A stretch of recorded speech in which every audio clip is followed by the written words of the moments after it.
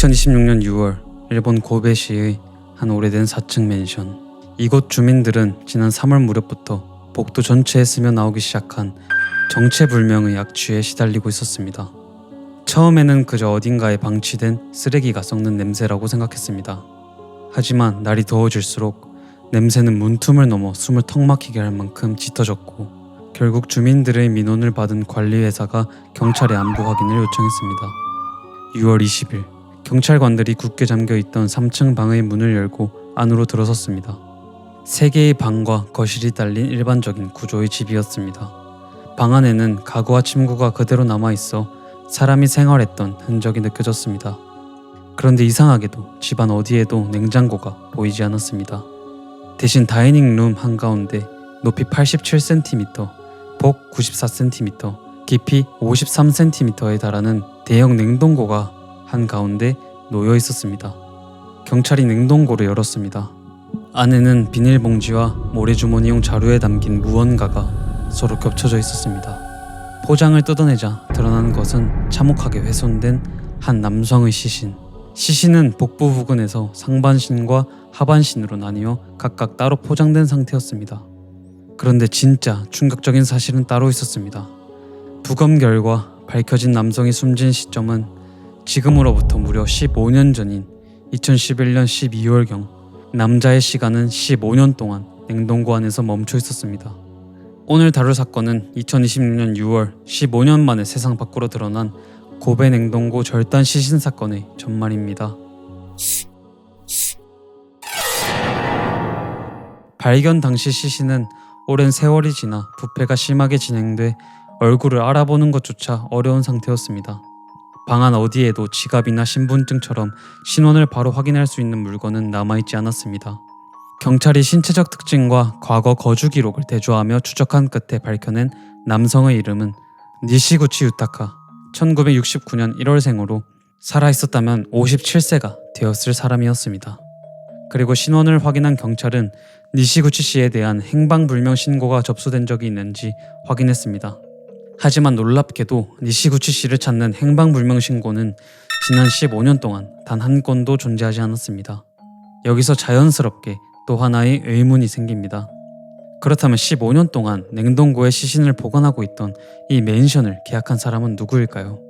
맨션의 계약자는 니시구치 씨보다 7살 어린 전 부인 모치즈키 아키였습니다. 그녀는 2002년 7월경 자신의 명의로 이 방을 계약했고 니시구치 씨와 함께 생활하기 시작했습니다. 그리고 모치즈키가 문제의 냉동고를 구입한 시점은 남편이 숨진 것으로 추정되는 시기보다 약 4달 전인 2011년 8월경이었습니다. 모치즈키는 경찰 조사에서 냉동고를 구입한 이유를 이렇게 설명했습니다. 남편이 냉동식품 판매 사업을 시작하고 싶다고 해서 구입했습니다. 하지만 그로부터 4달 뒤 이 냉동고에 들어간 것은 냉동식품이 아니라 남편 니시구치 씨의 시신이었습니다. 정말 냉동고는 남편의 사업 준비를 위해 산 것이었을까요? 아니면 4달 전부터 사인을 계획한 후 시신을 보관한 용도로 구입한 것일까요? 시신이 발견된 직후 경찰은 모치즈키를 찾아 임의 조사를 진행했습니다. 초기 조사에서 그녀는 사건과의 연관성을 전면 부인했습니다. 하지만 이틀이 지난 6월 22일 모치즈키는 수사관에게 직접 전화를 걸었습니다. 그리고 굳게 닫혀있던 입을 열었습니다. 제가 했습니다. 이튿날 이어진 조사에서도 그녀는 사체유기 혐의를 인정했습니다. 제가 한 일이 맞습니다. 너무나 끔찍한 짓을 저질렀기에 변명할 말이 없습니다. 경찰은 6월 23일 모치즈키를 사체유기 혐의로 체포했습니다. 하지만 그때까지만 해도 결정적인 사실이 밝혀지지 않은 상태였습니다. 그녀가 시신을 냉동고에 숨긴 사실은 인정했지만 니시구치 씨를 직접 살해했는지는 여전히 물음표로 남아있었던 것입니다. 경찰은 시신에 남아있던 흔적과 현장 감식 결과 그리고 모치즈키의 진술을 바탕으로 약 2달 동안 수사를 이어갔습니다. 그리고 2026년 8월 10일 효고현 경찰은 모치즈키를 살인 혐의로 재체포했습니다. 그렇다면 15년 전 그날 두 사람이 살던 방에서는 대체 무슨 일이 있었던 것일까요? 경찰이 특정한 범행 시점은 2011년 12월경. 경찰은 모치즈키가 잠들어 있던 남편 니시구치 씨의 목을 끈 형태의 물건으로 조르고 입안에 목욕 수건 등을 넣어 경부 압박에 따른 질식사를 시킨 것으로 추정하고 있습니다. 그리고 남편이 숨진 뒤 모치즈키는 여러 개의 칼날이 있는 도구를 이용해 시신을 훼손한 것으로 조사됐습니다. 시신은 복부 부근을 기준으로 상반신과 하반신 두 부분으로 절단됐습니다. 각각 비닐봉지와 모래주머니용 자루에 쌓인 채 냉동고 안에 들어갔습니다.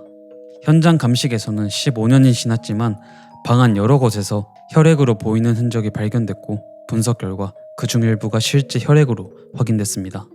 그런데 여기서 또 하나 미심쩍은 부분이 등장합니다. 남편이 숨진 시점은 2011년 12월. 그런데 두 사람의 호적상 이혼이 성립된 날짜는 그로부터 약 1년 뒤인 2012년 12월이었습니다. 이미 남편은 사망한 상태였는데 두 사람은 그로부터 1년 뒤 이혼한 것입니다. 이것이 어떻게 가능했던 것일까요? 일본의 협의 이혼은 반드시 부부 두 사람이 함께 창구에 가야만 하는 것은 아닙니다. 배우자 한 사람이나 대리인이 서류를 제출할 수도 있습니다. 모치즈키가 남편이 사망한 뒤 이혼 신고서를 위조해 제출한 것입니다. 그리고 이혼 처리가 끝난 뒤 모치즈키는 주변 사람들에게 말했습니다. 남편의 가정폭력 때문에 이혼했어요. 옛날 집은 그냥 안 쓰는 짐을 보관하는 창고로 쓰고 있어요. 이 설명을 들은 주변 사람들은 모치즈키에게 옛 남편이나 옛 집에 관해서 이야기하지 않았습니다. 남편이 사라진 뒤 모치즈키는 고베시 주호구의 다른 맨션으로 거처를 옮겼습니다. 새 거주지는 사건 현장에서 불과 1.6km, 차로 10분도 걸리지 않는 가까운 거리였습니다. 시신이 들어있는 옛 집의 집세는 매달 통장에서 빠져나갔고 전기요금도 계속 납부됐습니다. 해당 맨션의 한 주민은 비슷한 방의 월세가 약 6만엔 안팎이라고 설명했습니다. 실제 모치즈키의 계약 금액이 같았다고 가정하면 14년 넘게 지급한 월세, 관리비, 전기요금까지 더한다면 그 금액은 한화로 1억을 훌쩍 넘을 것으로 보입니다. 그러면 15년 동안 아무 문제가 없던 모치즈키의 살인은 어떻게 드러나게 된 걸까요? 실제로 2025년 7월까지는 아무런 문제가 없었습니다. 하지만 이후 모치즈키가 설정했던 전기료 자동이체 계좌의 잔액이 부족해지면서 전기요금 결제가 실패하기 시작했습니다. 모치즈키의 설명에 따르면 자동이체가 실패한 뒤 전력회사가 납부용지를 옛 집의 우편함으로 보냈지만 우편함 자물쇠가 바뀌어 이를 꺼낼 수 없었다고 설명했습니다. 2025년 10월 중순 방으로 들어가던 전기가 완전히 끊겼습니다. 15년 가까이 냉동 상태로 남아있던 시신은 서서히 해동되기 시작했고 시간이 지나면서 부패가 진행됐습니다. 그리고 결국 2026년 3월 무렵부터 시체 썩은 냄새가 방 밖으로 새어나오기 시작했습니다. 15년 동안 이어진 은폐가 겉으로 드러나기 시작한 순간이었습니다. 처음 사건이 밝혀진 당시 시신 훼손은 약 15년 전의 일이었기 때문에 사체 손괴죄의 공소시효 문제도 주목받았습니다. 하지만 검찰은 시신 훼손과 장기간 이어진 냉동고 은닉을 하나의 연속된 범행으로 판단한 것으로 추정되며 7월 14일 모치즈키를 사체 손괴 및 사체 유기 혐의로 정식 기소했습니다. 그리고 8월 10일 모치즈키를 니시구치시 살해 혐의로 재체포했습니다. 현재 모치즈키는 살인 혐의에 대해 묵비권을 행사하고 있는 상태입니다. 고베 냉동고 시신 절단 사건의 경우 아직 풀리지 않은 미스터리가 남아 있습니다. 첫째, 한 사람이 15년 동안 사라졌는데 어떻게 그를 찾는 실종 신고가 단 한 건도 접수되지 않았던 걸까요? 니시구치 씨는 부모나 형제, 친구도 한 명 없었던 것일까요? 둘째, 모치즈키가 주변에 말했던 가정폭력은 사실이었을까요? 만약 그것이 사실이 아니라면 그녀가 남편을 살해한 진짜 동기는 무엇이었을까요? 셋째, 체포 당시 무직이었던 모치즈키는 어떤 자금으로 14년 넘게 옛집의 월세와 전기요금을 감당했던 것일까요? 과거 야간 업종에서 일했다거나 다른 남성과 함께 생활했다는 주변 증언은 있었지만 정확한 수입원은 공식적으로 아직 확인되지 않았습니다. 그리고 넷째, 모치즈키는 정말 전기가 끊긴 사실을 몰랐던 것일까요? 그녀는 이사한 뒤에도 옛집을 여러 차례 방문한 것으로 확인되었습니다. 그런데 왜 전기가 끊긴 채로 맨션을 방치를 한 것일까요? 또 우편함을 열 수 없어서 전기회사에서 보낸 고지서를 꺼내지 못했다는 그녀의 설명도 납득하기 어렵습니다. 관리회사에 연락해 우편함 자물쇠의 열쇠를 새로 발급받거나 전기회사에 연락해 다른 방식으로 결제하겠다 말하면 끝날 일이었을 텐데 말입니다. 풀리지 않은 진실들은 이제 앞으로 이어질 수사와 법정에서 밝혀져야 할 몫으로 남았습니다. 새롭게 업데이트되는 사실들이 있다면 채널 커뮤니티나 블로그에 정리해서 올리도록 하겠습니다. 오늘 사건 여기까지입니다. 시청해주셔서 감사합니다.